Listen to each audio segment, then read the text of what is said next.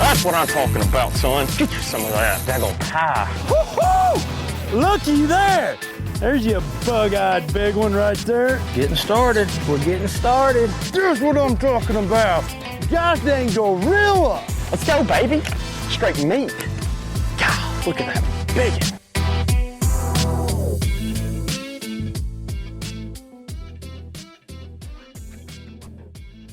Welcome to the show, everybody. This is Big Ed, the host of the Bass Angler Magazine podcast, and tonight's guest, we will be having Luke Palmer from Colgate, Oklahoma. Met Luke at the ICAST this past week, and we came out here and decided he's going to do the show. He's a heck of a speaker, has a lot to say. He's a Bassmaster Elite Angler, and yeah, he was just a super cool guy to talk with. He's also one of the most consistent fishermen I've seen in a while. So we'll kind of get into that on the show here a little bit. But first, a real quick shout out to Ronald Mace for winning the Columbia River Pro-Am up there. Good job. That was the last of the Wild West events. And so I guess now it's just on to the championship. So yeah, let's go ahead and get into the show. Thanks for tuning in. Enjoy. All right, guys, welcome in. We have on the other side here, you might look to the left or right. I don't know which side of the screen he's going to come up on, but this is Mr. Luke Palmer, and Luke is a Bassmaster Elite Angler. I did a little research on him, and I found out some really cool little things. One, we met at ICAST, and he was at the Gill booth, did a really nice talk up about Gill, talked, and I got a good video coming out that you'll be able to see on our YouTube channel. And, he's just a heck of a speaker, heck of a guy as far as tournaments, talking about fishing and everything else. I thought, man, what a great guy to have on here. Let's get a young gun up here and get him on here. But this guy's got on the Elite Series, has won, or not won, but he has participated in 39 different tournaments. He's got 36 of those he's cashed a check at. He's made 2 classic appearances. That's a pretty darn good stats right there. I don't know. I can't remember how many years is it say you've been fishing the elites now? This was my 3rd year this year. So in 3 years, you've had 2 classic appearances. Yeah. And we made our 3rd one this year. So, so 3 out of 4, huh? Yeah. So that's a pretty good stat. Yeah, it's not too bad. I hope to keep that stat going for the rest of my career, however long it's going to last.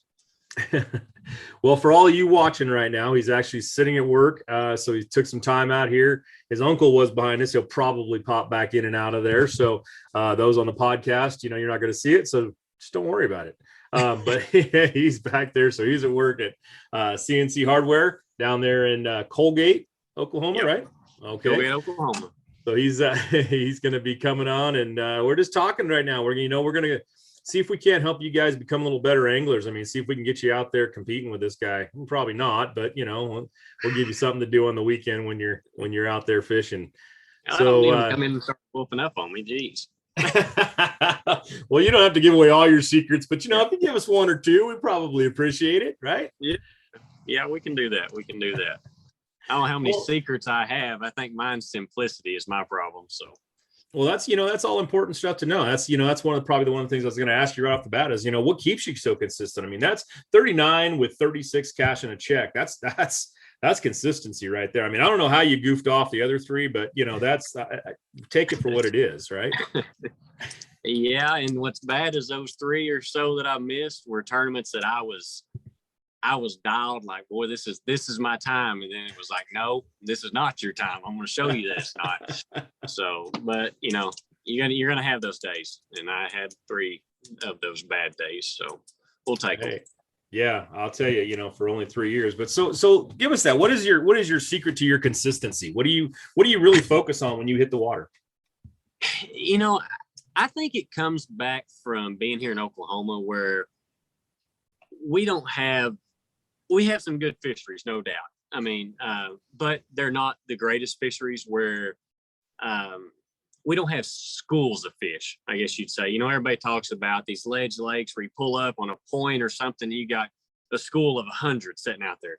If you pull up to a point in Oklahoma and you catch 2 fish off of it, you better back off of it because that's probably the best point you're going to see all day. It's just because it's just like we're such grinders, you know. I normally sometimes 5 to 7 bites a day in a tournament. And I try to hit some of that off the wall stuff that maybe someone's not going to look at because they're only going to pick up one fish, where one fish is a big deal to me. You got 4, you need that one more in that 5th one. And that's the way I look at it. I take one fish at a time. I'm not going to try not to get in too big of a hurry, because if you do, you're going to miss something. But just keeping your head down and keeping your bait in the water has been what has helped me these few years.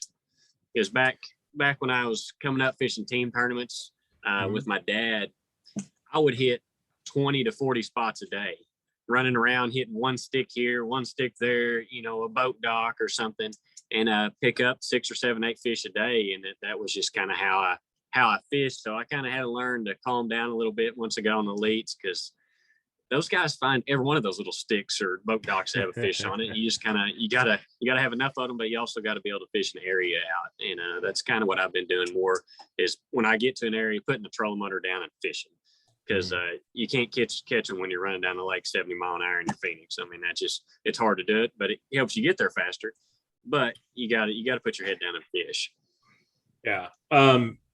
You know, it's interesting to think, you know, because you take Oklahoma, where you're fishing a lot, and then you kind of take that across the country and you see these different fisheries for the first time, you know. And I recently, you know, going down to Mississippi, going down to Florida and fishing those waterways down there. It was, I'm from California. I'm out here in Northern California, and you know, they're talking, hey, we got some deep water we're going to be fishing down here. We got some little areas where we're going to get into some deep water. And we pull up, and I'm running the trolling motor, and I'm sitting over here going, I can't find the deep water, guys. I mean, it's like 8, 9 feet. They're like, and you're in it. I'm like, what are you talking about? 8, 9 feet. I'm 50, 80, 150 feet is what I fish. And they're talking about that. But as you take that across the country, and you go from Oklahoma, Alabama, you know, probably all the way up. That was yours. That was me. All the way up, you know, you start to see these different waterways. How do you really approach a waterway when you get to it? You know, you look at it. I looked at some of those waterways in Florida, and I was like, you know, we're in 4 feet of water, right? It's like, yeah, we got lots of water. Okay. I mean, I don't understand. I had to learn how to break that down. You know, a brush pile to them is, like you said, 4 sticks sticking up, and they're going, yep, that's a good brush pile right here. Yeah, I have no idea what to do with that. You know, and I think what was really, which I had never fished out of Oklahoma very much when I first started going. But we have some good variety. The only thing we don't have in Oklahoma is submergent grass, hydrilla, stuff like that. So the first time I ever seen hydrilla was I went to Ross Barnett. Didn't know what eelgrass looked like, didn't care about it. And I had to learn real quick and in a hurry how to fish it. But we do have, I say we don't have any grass like that. We have coontail, which grows in 2 foot or less pretty much, you know, because we have a lot of dirty water here. But I had to revert back to my pond fishing. You know, I grew up fishing ponds and, you know, little bitty lakes, you know, 50 acres and less, and fishing standing timber, stuff like that. And they really helped me. But then you get up there to smallmouth and you got 4 mile an hour current and you're lost as a goose. That's taken some time, and I'm still not completely comfortable with it. But I think it reverts back to me being so simple with what I have in my boat. You can get in my boat and think, boy, this guy's gonna have all these cool tricks, you know, old school baits, new stuff coming out, and you get in my boat and I got like 3 colors of each bait in my boat. And I'm comfortable with those baits, and I know green pumpkin purple is going to catch them. I know black and blue is going to catch them, and you know, a white or something like that. So you can kind of take those 3 colors and go from New York to Florida. Haven't been to California. They probably don't eat that out in California, but you know, that's about the only place I haven't been that I can catch them on those certain colors, and just doing what feels right to you. I mean, it kind of sounds cliche, I guess. But if you know how to fish grass, go find you some grass to fish, you know, and then you can at least eliminate that if you can't catch them out of that. Then, you know, I'm from Oklahoma where we fish rock a lot. I mean, we got rocks, and then sand. and an occasional brush pile and dock mixed in. But if like Champlain, I'm not a very good grass fisherman because we don't have grass, so I went and fished rock. I mean, that's the only thing. Will, he got to experience that. I fished rock and more rocks a day that he was with me. So he was probably getting tired of looking at the same spot forever because we stayed in the same area or two all day. But that's where I had confidence at, and that's where I was going to try to do it, regardless of where I'm at. St. Lawrence River still has my number because them smallies up there are a little bit different. I'm kind of mad at them. I'd like to go spend about a week up there and learn how to catch them, but you got to get back to work every now and then, pay the bills. So that kind of leads me into it. So what is one of your favorite tactics? I mean, if you're coming from Oklahoma, you're doing all, what's your deal that you feel like, hey, this is what I love to do? I love to take 60-pound sunline braid and a 7/6 whammy stick. And I throw a bad mama. That's one of my favorite flipping baits from Yum.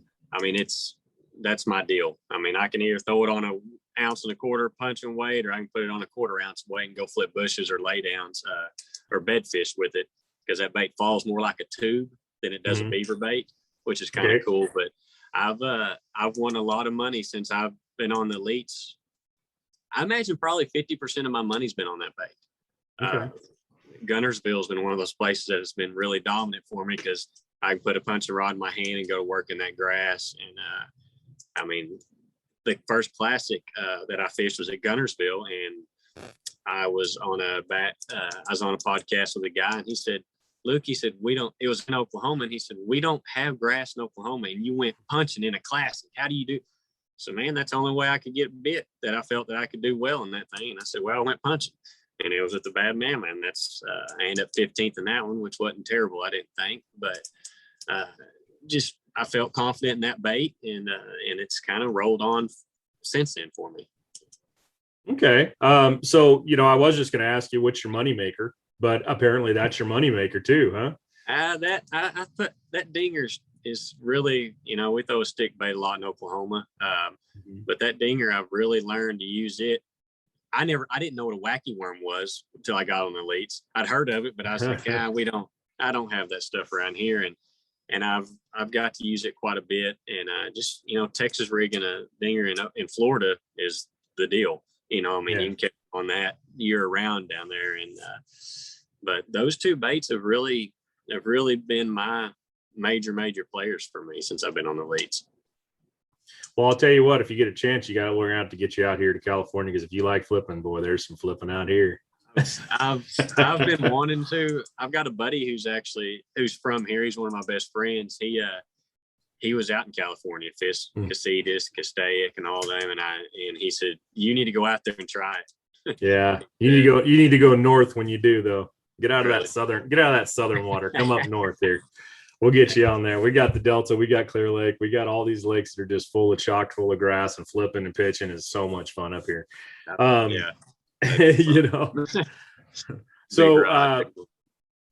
you really got when you're traveling, we kind of look at it as, you get out there and you start fishing these different waterways. Is there one thing that you kind of look at when you go to any new waterway or any new lake or any place you're going, as guys, that's one of the biggest things I think guys, struggle with is, what's that go-to, or what do you really like to look at first? I mean, do you look at the structure first? Do you look at the bait first that you can, feed them? How do you start to break down a lake as you get out there and start fishing any new body of water? I'm going to go, look at the time of year, whether pre-spawn, post-spawn, summer, whatever we're kind of looking at, which for us in elites, we're primarily going to be pre-spawn, spawn, or post-spawn. We're not going to be in too late of a summertime pattern, but next year we're going to be a little bit later in the year. But I'll kind of look at that first, and then I'm going to look, what is the primary structure in that lake? I'm going to sit down, set my boat, and I pull up my maps on my, I'm running Hummingbirds, Lake Master. and I can run through and I'm going to mark several different areas that I feel are going to be highly productive, or higher productive areas. Search those out. And I've kind of got to where the point, I will give since we have normally 3 days, I will give myself 2 days, say toward the top third or the bottom third or middle third. I'll give myself a day in each of those.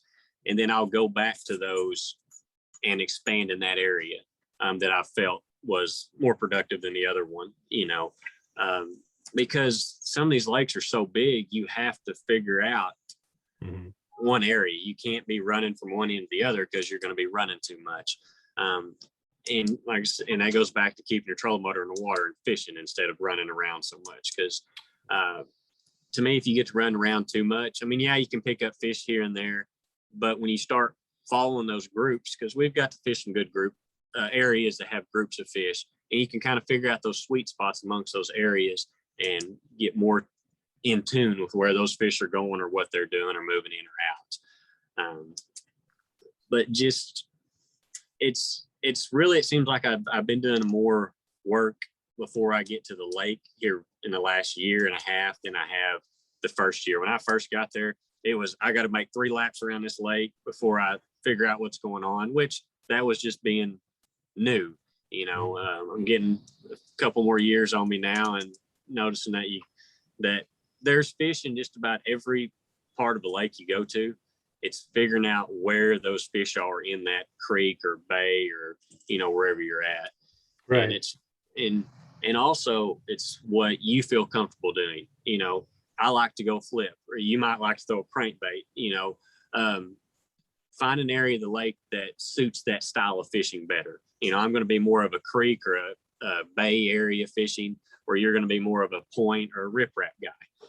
Look for those areas that go with your confidence baits. And I think that'll help you when you get to a new lake, figure out, it helps you eliminate one thing real quick. Either you can catch them flipping or you can't, Right. So, I mean, that's one thing out. So, okay, now I can go try my drop shot or my shaky head or, crankbait, Right. whatever you need to go do. And it just helps eliminate one thing, get it out of your head anyway. Yeah, I was going to say, do you, I mean, that's always important, go to your strengths, stick with your strengths right off the bat. But at what point do you just go, this ain't working? I mean, I've got to, because it's, you got, especially you guys on the elites, you really have, such a short, I mean, 3 days seems like a lot of time. It's not, it's not a lot of time. Guys are like, oh, if I could fish 3 days, I could fish any lake, figure any lake out. It's like, that's just not true. But at what point do you go in there and you're just like, you know what, I'm going to Gunnersville and I'm flipping and I'm punching and I'm doing these things, and you get there and it's like, okay, I've got to figure something else out. At what point does that, is it like no longer, hey, I know I can get them to eat this, I just got to find the right spot, and switch up to, I can't get them to eat this, I got to go figure out what the heck they're doing? Is it the first day, second day, third? I mean, where does that really kind of start to work with you? At Ford Fairfield, we'll make your ownership experience simple. Our simple price, simple process is designed to save you time by eliminating the back and forth. That means you'll always get our very best highly competitive offer right up front. No games, no gimmicks. Our goal, to provide you with an exceptional experience. Stop by or book your appointment today. Ford Fairfield, simple price, simple process. Since after my first year, you brought up Gunnersville. That's a perfect example this year. When we were there, was it May, whenever it was, I had preconceived notion, punching rod. I had 2 of them rigged up. I'm going to go flipping and I'm going to throw a topwater. And in the first 3 hours, I'd had 2 bites and my head was going 900 mile an hour. And I had a jerk bait tied on. I told my buddy before I left here from Colgate, one of my best friends, I said, I want to catch him on a jerk bait. I said, I had never caught him in a jerk bait at Gunnersville. And about noon that day, I picked up a jerk bait, and it was like Katie bar the door after that. But that was some experience too with that lake, because that's the 3rd time I'd been there. So I kind of had an idea of that. But normally it's not good for me, because it seems like I fall upon or stumble on a pattern pretty early, and I run and find everything that will go with that pattern, and instead of finding a secondary, which is sometimes bad and good. It seems like it runs out before the tournament normally. But I'm normally going to give it at least a half a day. You know, I'm going to run it in different areas in the lake. But if you're not getting bit at all, you know, you can kind of pull the plug pretty quick normally. So basically what you're saying there is that you go out there and say, hey, I'm going to throw this rip bait. I know this rip bait's going to work. You start catching them on a rip bait in this spot. And now you're like, okay, I've got 3 fish here. I need to go find other parts of the lake or other places to break that and say, okay, now I need this rip bait to work in other places, because if it's only working here, that's nothing. I need it to work in 5 different places, because somebody might find this spot also, right? Oh yeah. You got to have multiple. I mean, sometimes if you're in a big area, it's okay to have 1 or 2 areas, but normally you're going to have to find these several high spots or shell beds or something like that to go along with what you're doing. At Guntersville this year, I think I had probably 25 areas. They were small, but they were just, you know, half a football field size areas that had fish located in them. And it was a matter of, and there was, in each one of those spots, there was 2 or 3 sweet spots. So that, you know, and you find that as you're fishing too, you know, throughout the days. But it was, and you know, like at Champlain, for instance, you know, when you go up there, you're going to have a drop shot tied on. I mean, that you're going to have that tied on. You're going to have your jerk bait, top water. And if you like to go flip grass, you can go flip grass. Or heck, you can fish docks. It just, you know, it's just kind of, that's a pick your poison lake there. You can do anything you want to up there, which is kind of neat. But trying to get it initially figured out can be very, very tough, especially if you're on a lake like we are in Oklahoma. I'm saying they're tougher fisheries. I don't think we have the populations of fish like you do in Guntersville or these lakes with grass or Champlain. Hell, there's millions and millions of fishing per acre at Champlain, it seems like. Right. But I think it's if you don't get bit, even by small fish, it makes it a lot tougher. And you kind of have to know your fishery. Know if it's taking 25 pounds a day, you better be having to figure something out pretty quick. Where if it's taking 15, 16 pounds a day, you know, you might have to keep rotating your pattern a little bit throughout the lake, and before you pull the plug and say, this is not capping it. Right. Yeah, that's a really interesting thing that I think a lot of guys look at too, is at what point, you know, you make that statement, but at what point during tournament do you just start saying, hey, you know what I need to do? I need to make some points. and you know, when you're talking about the St. Lawrence, you know, having your number, and you're talking about, you know, Champlain being as tough as it, I mean, it was what, 19, everybody kind of figured it was going to take 17, 18 pounds to do something. And it ended up being almost 20 pounds a day to do something up there. And, you know, guys going, oh man, yeah, you can catch 15 pounds. I mean, you can sneeze and catch 15 pounds. And you just had to find that next fish. At what point are you fishing a tournament and you're just like, you know what I need to do? Get some points. Cause I've got to catch I know I'm not going to win this thing. There has to be a point where you just go, I'm not winning. I need to do something else. Scrap it all. What is that in your mental state when you're out there? Where does that kind of play in? You know, it kind of that happened to me at St. Lawrence this year. Going into the final tournament, I was setting pretty good to make the classic. I didn't need a bomb. I did not need a 90th. I needed to finish 70 and above, and I was okay. Right. And I did the drifting out there on the shoals and drifted. And my head was about to explode, because I was thinking, I have got to figure this out. And guys are catching them out there doing it. You're not catching as many, but they're catching good ones.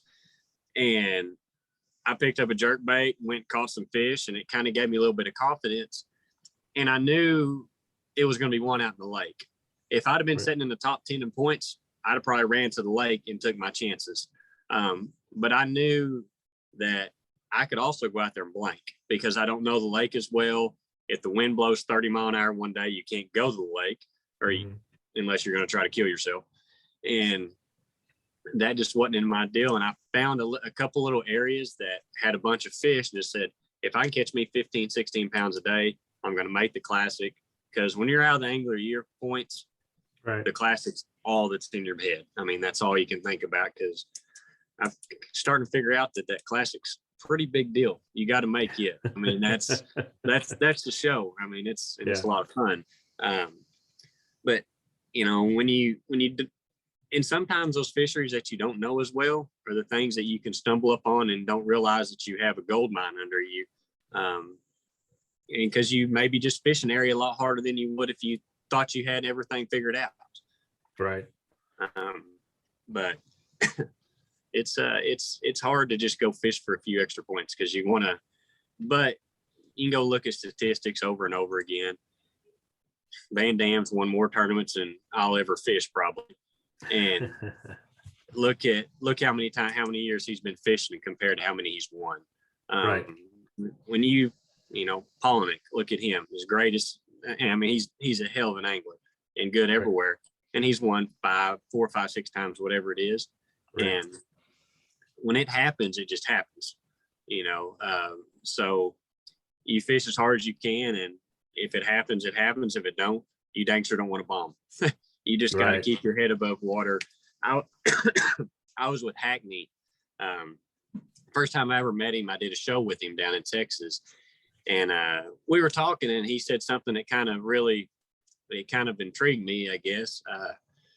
He said, how'd you do last year? And we just got to talking, and I said, I've just been trying to make every cut I can make. And he said, that's the main thing you got to do. He said, if you can get to where you consistently make cuts, he said, you'll be able to make it in this league.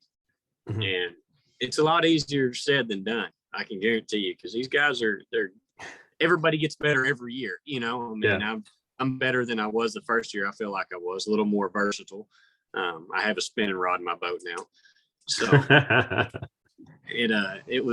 that's the kind of interesting deal. And you learn, everybody learns, you know, every time you go on the water, it doesn't matter if you're going to fish in a farm pond or a lake or a tournament, just learn something every time you're out there. Be open-minded. It's hard to do sometimes, but be open-minded to what you have in front of you and just go with what you got.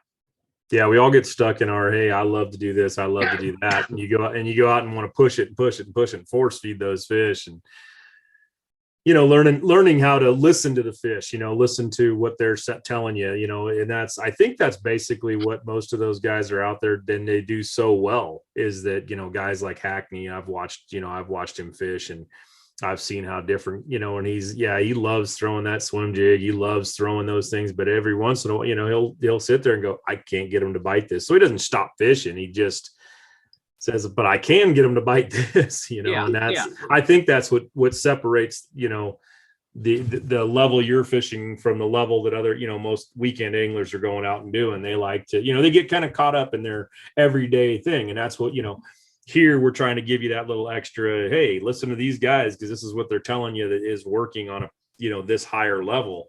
And one of those is listen to the fish sometimes and really pay attention to how the water's, you know, setting up. And like you said, if this is what you do, fish your strengths first.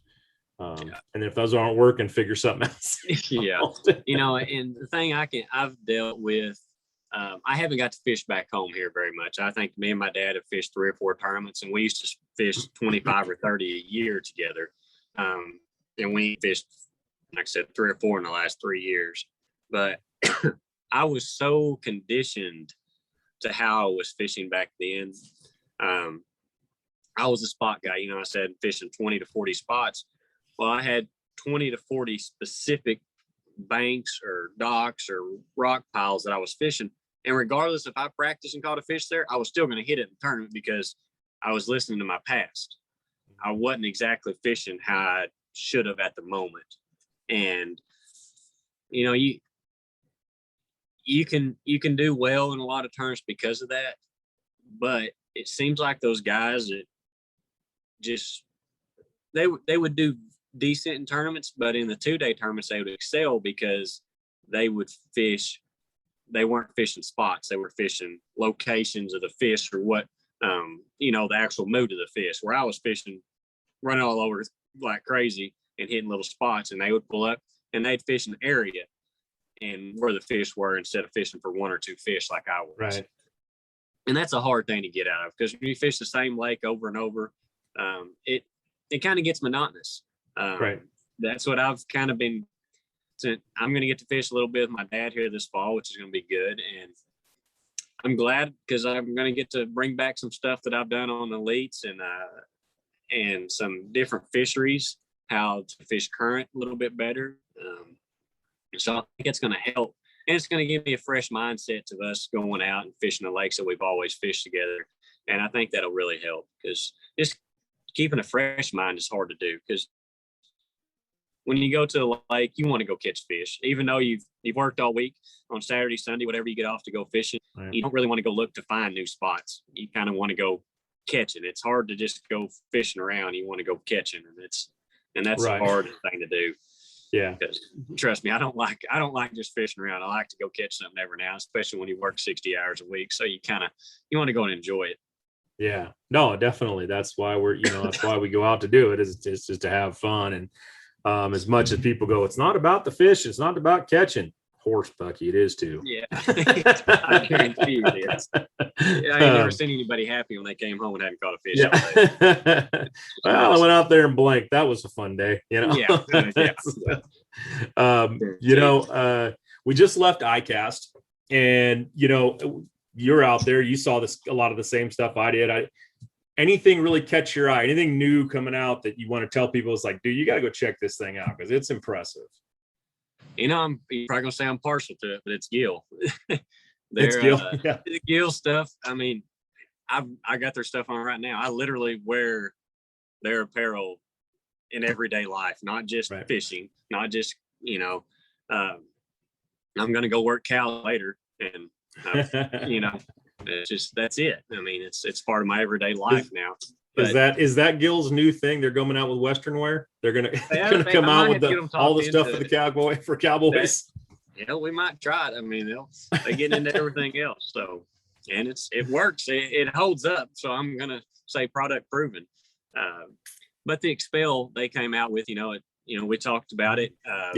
About the get your blood, guts, sweat, everything off of them. That's gonna be nice. I mean, especially because fishermen, we're not always the most clean about things. I'm just gonna say it like that.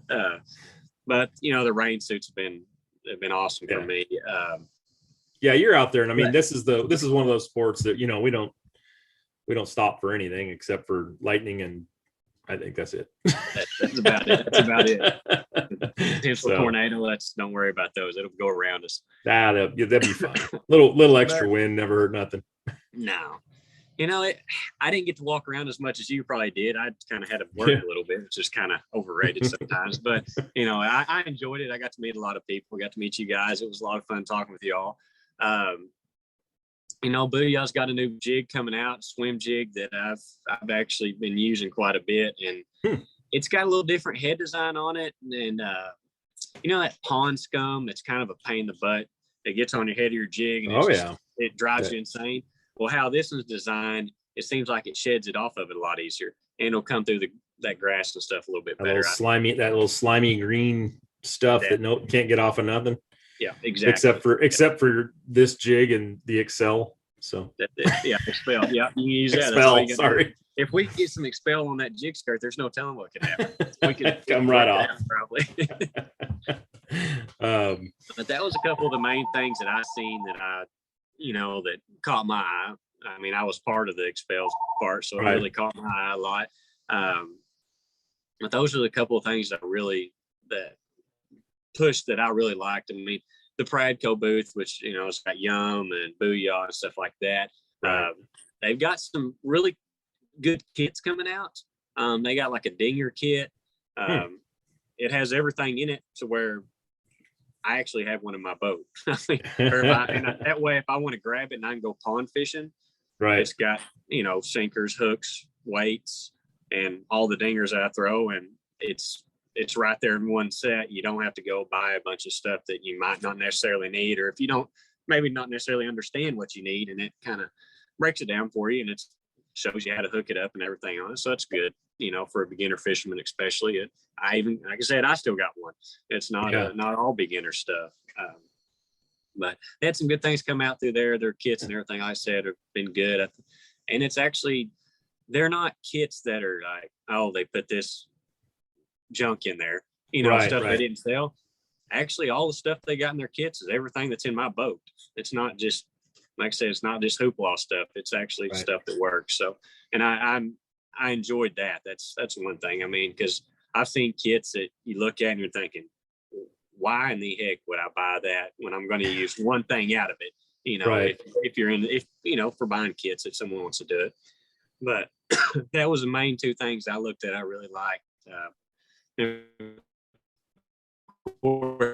Sabu's got some new rod lineups coming out that I think people are going to like, especially for the price point of them too.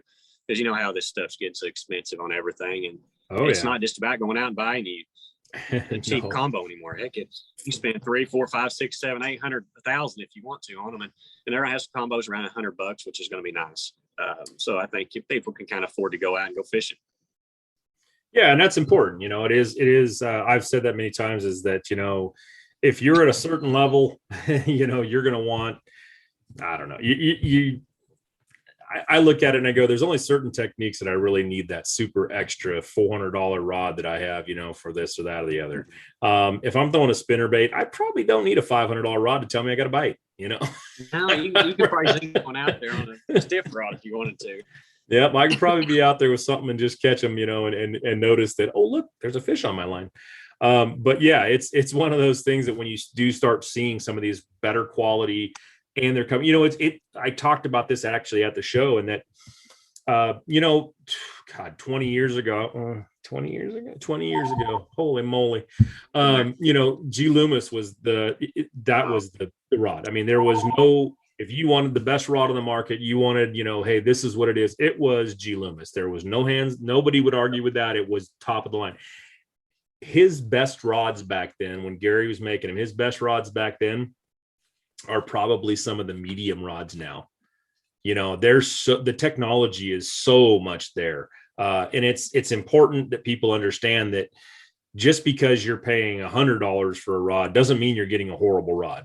Back then, if you paid, $50 for a rod, you were getting a $50 rod, and if you paid $400 for a rod, you were getting a $400 rod. You were getting a rod there was a difference. Nowadays you pay $100, and I have a hard time sometimes picking up $100 rod and going, what's the difference between this one and this one? Because it's guys that are fishing your level, guys that are fishing some of these other ones. Yeah, they feel it. They know it because they have it in their hand, 800 hours in a year or whatever it is.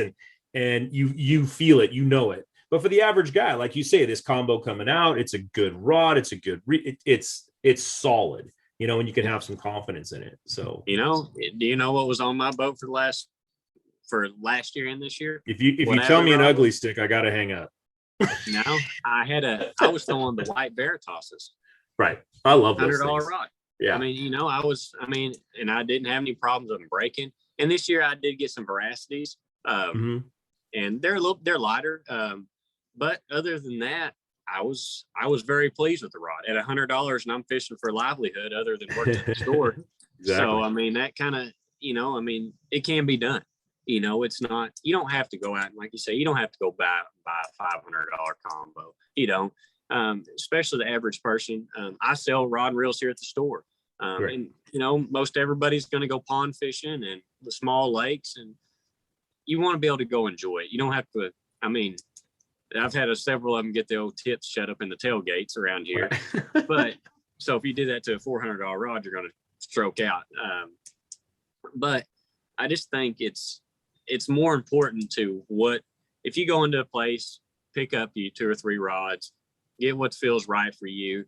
And, if a guy, an average person around here, and I'm the average person too, I can go get a 7-foot medium heavy rod, and that will just about do everything you can for a guy fishing a pond, or a small lake. Have you a couple of combos like that, and you're, maybe you're not going to be able to throw crankbaits as good on it, but your spinner baits, your jigs, worms, stuff like that, you're good to go. So I really think that's don't overcomplicate it. People they look on our deck, and I don't have 20 rods out because I can't do it. But like Brian knew, hell, you can't even walk out on his deck. He's got stuff all over the place. And I said, how do you keep these? I got them specific areas. I said, no, you don't. There's stuff everywhere. I couldn't do it. But keep it simple. I mean, I had a coach tell me one time back in high school, we were and he said, baseball is just a kiss. And I said, what? Keep it simple, stupid. And that was kind of like what I've kind of done with my fishing. When you kind of get out there and you get thinking way too hard, and just keep it simple and don't overstress about it. Right. Yeah, that's always a tough one with everybody. They watch the shows, or they watch this, and this guy says that, and that guy says this, and it is tough to get out there. But if you want to be a better angler, you just want to go out there and do it. It's keep it simple, keep it real, keep it, just do what you love to do first, and then figure it out from there. Let me ask you this question, because this is a tough question I'm going to ask you, but it's everything going the way it is. You're on the elites right now, MLF, the way it's going, everything. What are you looking at in the future? What's your future hold? Are you looking to go to the pro side of that? Are you looking to go to of the MLF, or are you looking to stick right where you're at the Bassmaster Elites? You won't ever see me leave. Okay. I'm happy where I'm at. I really like the people of Bass. I mean, I'm friends with from the top to the bottom of everybody, and right. I'm kind of like that anyway. I try to get along with everybody, and I like I said, they've been good to me. I can't complain about them. When they say something's how it's gonna happen, that's the way it's gonna go. And and if we have a rule change or something, it's gonna be after the year's over with. We're all gonna sit down, and we the first 2 years we had angler meeting deal. We'd go to Birmingham, and we'd eat, and everybody would kind of converse and talk, and then we'd have a meeting the next day from 8 to 5. And kind of talk about how things are going to go the next year, new people coming in, kind of get them the feel of it. And we have any concerns or whatever, let's talk about them right now. Let's get them figured out. That way we're all in one spot. And I enjoyed that. I really thought that was good. Because, when it comes down to it, everybody's there for, one goal. We're trying to make a living for ourselves there. Right. But it's kind of a team in a way also. It's in kind of a roundabout way, because each one of us has to be there or it doesn't happen, Right. So, but I really think Bass has done a good job. I just want to go fishing. I mean, a lot of guys are worried about everything. I'm going to go fish as hard as I can every single day, try to provide what I can, and try to keep my sponsors happy with me. But in the end, it comes into that green or brown fish in me. It doesn't have to, I'm not going to get mad at you for you kicking my butt because you figured them out. I can't get mad at you. That's my own fault. And I think that's where a lot of guys can get aggravated. It's not their fault they figured them out and you didn't. I mean, that's just something you got to do, and don't take it personal. I see that happen so much, especially in the tournaments I fished around here. Whether I won or got my teeth kicked in, me and my dad were the last ones to leave the tournaments. I like to sit around and BS with everybody. That was the part that I loved about it. And I think it's kind of getting away from that anymore. I wish it would go back to the camaraderie and the fun part of it. I mean, everybody's consumed with all the other stuff going on outside. Hell, go back to talking to one another, instead of getting on Facebook or Instagram talking to each other. Just talk one-on-one. Yeah. Well, it's funny you say that, because I've had other interviews I've done with guys, and they often talk about that same thing, is that a lot of these tournaments have lost that heart, have lost the between the anglers. The anglers are just not, it's not as open as it used to be. It's not as brotherly. It's not as, family-ish as it has, because it's become somewhat of a business, and, more of a business and more of a sport that's trying to go to that. as this progresses, these sports, both, whether it's MLF or BASS or this one or that, whatever they are. Do you think that you'll ever, see this become a professional sport? And by professional sport, I mean, someone's going to give you a paycheck and say, hey, I need you out there fishing. I don't need you working at CNC. I need you out there fishing. I don't know if it'll ever get to that. I mean, you're talking like if it got to where it was like Major League Baseball. Is that what you're kind of saying? Buster Posey does not have to get up in the morning and go to work at the local tackle store and then go out on the weekend and try to win a tournament. Yeah. Now, I don't know if it ever will. And Swindle, we talked about it one time, and he said, if you don't have any, I don't know how he say it. It was like anything into the game, like any. You don't have any skin in the game, basically. Yeah, any skin in the game. If you don't have that in it, people can kind of get lax and not try as hard or not try to bust their tail. I guarantee you, when I stick 5,000 up there for that entry fee, my butt is thinking about fishing. From the time I leave till the time I get home, or when I'm on the water. I mean, I've been back marking freight yesterday and today, and I've been watching Bassmasters. That's my kind. I can kind of listen or podcast. I love listening and watching. But if it gets to that, I think, it would be nice. I would love for someone to say, hey, here's X amount of dollars, and you're guaranteed a paycheck.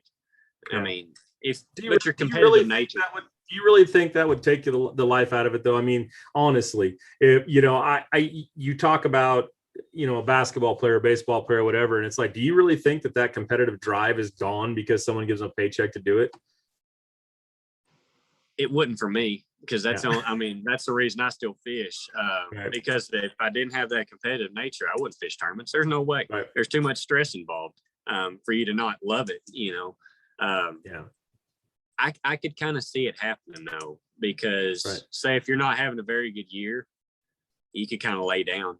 You're like, because it mentally is, having mental strength in this deal is, to me, is the main thing. Because if you don't, things can go downhill for you quick. I would hope guys wouldn't do that, but I could see if they had a bad attitude towards something, I could see them losing a little bit of hope in it, I guess you'd say. But I wish it would get to that point, though.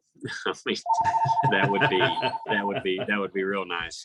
But, that's just like what you just said. It comes down to, and some of it kind of works into some of what we talked about earlier. Is if you are having a bad day, you're out there and it's like, man, I put in 3 days worth of pre-fish. I got out here and first day I'm 130th out of 135. And if you're getting paid, someone's paying that bill, and you're not worried about that 5,000 that you put up on the line because you don't have it. It's just paid for by somebody else. But I gotta think here. For me, I look at guys like Kevin Van Dam who are, I don't think he's probably putting it is his money, but it's probably not his money. It's not that he's he puts that 5,000 up there and he walks in and I'd say it's hard to say that guy gives any less effort than he's ever given. I mean, look at Rick Clunn. I mean, Rick Clunn is a classic example of that. I mean, this is a guy who's, I'm not going to say he's past his prime, but he's a little past his prime. But I'll tell you what, there ain't a young kid coming up right now that's going to step in front of Rick Clunn and say, "Oh yeah, you're out of it. Don't worry about it." That guy will. He'll do everything he can to kick it in. He's out of the camper way before I am in the mornings. Yeah. I mean, Patrick Walters, he tries beating him to the ramp every day and he can't. He said, "I can't do it." He said, "It's just pointless." He said he's there. I mean, but he told me something the first year I met him. He said, I'll be up first every morning. He said, but at 5 o'clock, I'm putting it on a trailer. He said, I had to learn to limit myself because, hell, down south, we don't get to fish as many hours because it doesn't stay daylight as many. But when you go to Champlain or St. Lawrence River, you can be on the water at 5 o'clock and not get off the water at 9:15. Right. That's, mentally, I mean, which I did it because, when you're not on them, you try to put every second you can possibly be out there. But you kind of do have to limit yourself, because if you're dog tired by the tournament, Right. you're not thinking as well mentally, because you're not eating as well. I mean, you can eat as good as you want to on a lake, but it's still not sitting down for dinner, Mm-hmm. and letting your body rest. Because, everybody said, boy, I bet it's fun to go fishing all day and not have to worry about nothing until they want to come out there and fish all day and not, it's Right. it's grueling, I mean, it's a lot of stress on your body, and it's hard. It's not like football or baseball where I'm not saying it's not hard. I did the same. I played ball, I know what you put yourself through, but it's for an hour and a half, 2 hours, not 14, and Right. I think that's the misinterpretation of what we're doing. And the decision making, and just mentally, you have your mind has to be in the right stage, or you will get your teeth kicked in the NC skies. 100%. Yeah, that's, I always think it's funny when people are, talk about that, it's, oh, you went fishing today. And it's like, yeah, I had to go pre-fish for a tournament to get out there. And it's like, how long did you fish? And dark to dark, man. I pulled in the dark. I pulled out in the dark. And, if you don't put the work in, sometimes it doesn't do it, especially, like you said, the balance you've got to find. But when you're fishing a smaller tournament, a bigger tournament, but a smaller tournament, you got to put the time in. It is. I mean, you're on the water that much, and you get guys who are, the weekend anglers who go out there and say, yeah, I fished all day, and they fished from 9 a.m. till, 2 o'clock, got off the water. Oh, a good day of fishing. And it's like, it's not, but that's not the work part. That's not guys who are doing it to try to get there for a living. It is a lot difficult. Yeah. Me and that store, we work 5.5 days a week. Mm-hmm. So Sunday was our only day off, and me and Dad, we'd leave at 4 o'clock in the morning, and we'd get back anywhere 6 to 9 o'clock on Sundays, and then have to get up and go to work on Monday, to, like you say, pre-fishing for the next week, Right. Not even the next day. So it's definitely, you can go as much and as hard as you want to, and everybody's different, I mean, we love it, you Yep. love fishing probably as much as I do. And Oh yeah. it's what available time you have and how much time you actually want to do it on your available time is a hard thing to adjust and try to understand and get your chores done and all the other hoopla stuff around that you probably should be doing while you're fishing. But yeah, it's interesting. I mean, it's, like you say, you can take it at all the different levels you can and all the different ways you want to go at it, but it's the effort you put in and how much you do it and how much you truly want to, where you want to be, I guess, with it. It's, I would love to see this become a professional sport. I'd love to see it. So, where, and I always say, I don't think I'll see it, but I don't know at the same time. There's some guys I talked to at the ICAST who said, don't be surprised if it starts happening soon. You've been on the circuit, you've been on this for 3 years. Give me something you can tell those, because you're what, 30, 31, somewhere in that range? I'm 30. Yeah. So you didn't get the advantage of seeing, of having to fish on a high school team, fish on a college team, that sort of thing. Like these new young kids coming up have. They've got this college, they've got the high school, they've got, everything that they're coming out. And what's some pearls of wisdom you can give them to where, hey, if you're coming up here and you want to be on these circuits, you want to fish this circuits, you want to be at this level, do this now, because you're going to need it when you get here. I'm going to say the marketing side is a major role of it. I'm not wrong. You've got to catch them. That's no doubt. Mm-hmm. But learning the marketing side, if you're able to take them in college, I mean, I know you can in college, but in high school, if you take some of that stuff for sure. I mean, I was there. The high school deal had just happened when I got out of school. The college deal, I'm about right there, Jordan Lee, that area. So it was happening, but Oklahoma, it wasn't that big of a deal. And plus, I was making more money fishing team tournaments than I could do in college. That's the reason I didn't do it. I wish I would have, because the publicity was there, and your connections would have helped out a lot too. But it's hard to say. I loved playing ball, basketball and baseball. I loved fishing. I knew that those two sports might pay for my college, but I knew that was going to be the end for me. And I made that decision when I played my last basketball and baseball game, that I stepped away and I said, fishing is going to be my main goal. I mean, it had been my goal, but I took off and really went to fishing hard. And just spending, it doesn't matter if you're going to a stream for an hour after school or after work, or if you're going to a lake or whatever you can do, spend as much time on the water as you can. I know everybody probably says that, but me and my dad, when we first started fishing together, he drove the first year. The second year, he would drive at takeoff because he didn't really want an 11-year-old kid probably driving some 70-mile-an-hour boats around us. But after we get to the first spot, he put me on the trolling motor. He said, you get after it, you make the decisions from now on.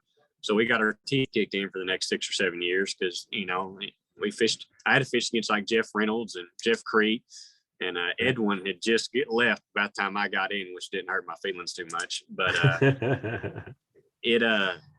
but when I turned 18, I bought my first boat, and I was spending 3 or 4 days a week on the water. And we started doing well in tournaments, and we're able to win Angler of the Year some here and there. And it went back to that time on the water that really helped me. Because when you're in tune with the fish, you know what's going on. It can make figuring them out a lot quicker for you. Like we talked about earlier, you can simplify the lake a lot quicker than making it so complicated about everything. And I think that's really what's done it for me. But stay confident in yourself. Don't get down.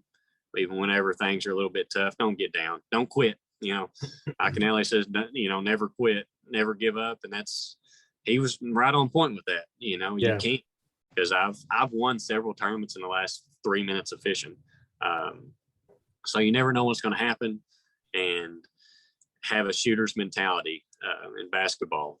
If you miss a 3-pointer, don't say, well, heck, I'm going to miss the next one. You can do the same thing in fishing. If you miss a fish, forget it. It's over with. It's done. Go fishing. Don't quit on it. Don't give up, and just keep your head on. Keep your head straight. That's the hardest thing to do, I think, because it's a very, you're on the water for 8, 10, 12 hours. Your mind can stray off real quick. But stay true to yourself and keep your head down and just never give up on it. All right. Well, Luke, I think that's a great place to wrap it up right there. Thanks for coming on and doing this. We really appreciate it. This guy is out there. He's fishing hard. He is, by all things I can see, he's going to be one of the most consistent guys on tour coming up. He's going to be at this next classic. We hope you do very well there. Bass Angler Magazine, we really appreciate it. Lots of good information right here. A couple guys talking about some fishing, man, and I love that. So, Luke, thanks for coming on, and we'll keep in touch, and we'll. I sure appreciate. Hopefully, we get you on here. You get a win, and we'll get you on here talking about that big win. That's the next one. I want to get me a trophy in a bad way. All right.